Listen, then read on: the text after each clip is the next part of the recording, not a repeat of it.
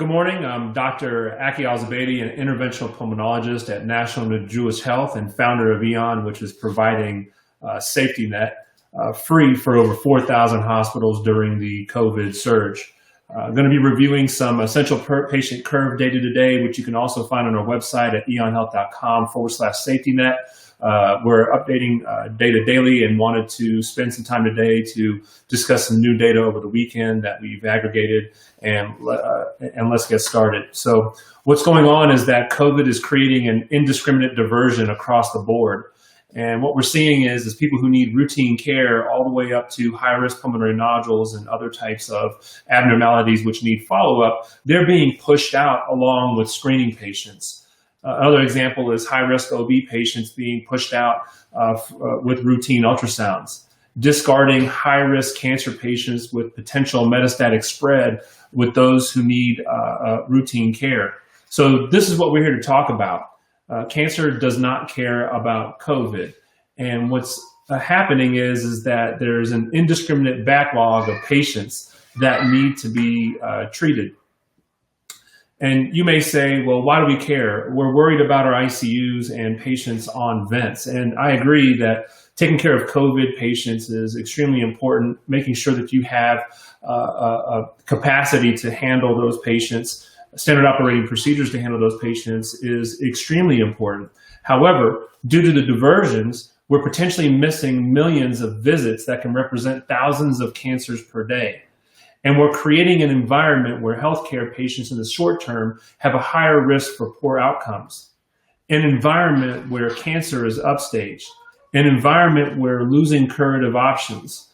An environment where patients with the greatest income potential and liability exposure overflow the system. So let me just talk about that a little bit and bring up a couple graphs that aren't on the website yet. But here what we can show you is that with the diversion curve, and you see the blue line being the surge of patients that are being diverted created by COVID, we can show that in June or May, the diversion is going to decrease. And with a 10% diversion quotient that goes from June to December, and what that means is that if hospitals were able to get back to 90% efficiency for outpatient visits, ambulatory encounters, elective procedures, that there's still a backlog in the purple line that's in the order of many, many millions, not much less than the peak diversion throughout that's created in May and June. And the reason is that hospitals normally have elasticity where they can improve efficiencies above 100%. And here you can see that just improving the efficiency 5 percentage points from 90% to 95% allows hospitals to decrease the backlog patients by the end of the year. So if we were to then go to the actual patient diversion curves that we have at EON Health and look at those, let me just pull those up real fast. We can see that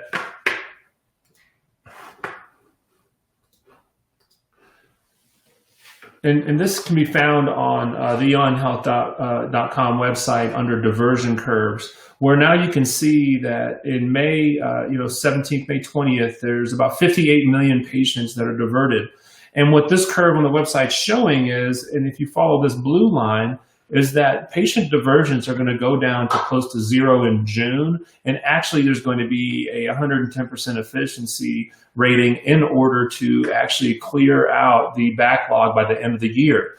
So as you can see, by showing 110%, 100%, 95%, and 90% diversions or efficiency ratings, there's drastic impact to the backlog of patients that need to be seen. And within those patient populations, there's this green line in which about 20% of patients are going to be essential patients that are also going to be diverted. And that backlog could take all the way throughout the rest of the year, considering normal circumstances with elasticities of 10 to 15%.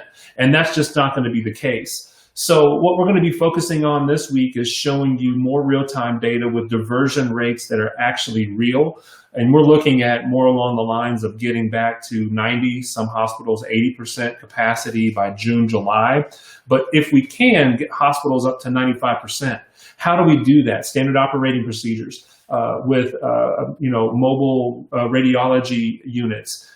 We do it with standard operating procedures for your radiology department, segregation of COVID versus non-COVID patients, turnover in terms of throughput, windows, scheduling. Everything needs to be optimized so that we can handle this second patient curve, which is most certainly going to be detrimental to many more patients than COVID ever could be. So to us, this is of the utmost importance to address is this environment that we're creating where patients are being diverted. And so what we're going to end up doing is that we've created these diversion curves, which can also be applied to your specific information, and we can get you very, very good estimates of what your current diversion rate. We also have standard operating procedures and protocols that we can help with efficiency. And then in addition to that, we are also mobilizing essential patient reports and an app this week that'll be released that has all of those reports with mobile nodule board and a mechanism in which you can be likely 10 times more efficient and effective for centralization of the management of essential patients. And to us, all patients are essential. However, there is a grouping of patients that we think over the next 60 to 90 days are at higher risk for poor outcomes. And right now what we're doing is that we're racing to get safety net out to all hospitals so that we can ensure that those patients are triaged to the top, because the backlog is a real problem. It's a real problem that's going to that's being overlooked by some. But if you look at it, 58 million patients, just outpatient visits, are going to be backlogged. Over 1 million patients per day are being diverted or delayed. And so what we're going to end up doing over the next few days is putting together some advanced protocols for centralization of triage of essential patient reports, the release of our app that is not only looking at diversion rates, but local transportation rates and other publicly available data, as well as aggregating that on top of hospital data to give true estimations of what the diversion and backlog is and how to attack it. This is a great way to restart the hospital engine. We got to get back to patient care. Hospitals' primary objective is patient care, and we need to get back to that. For now, that's it. We'll have some more updates tomorrow. Stay safe, stay distant, and make sure that you see your essential patients. Talk to you guys tomorrow.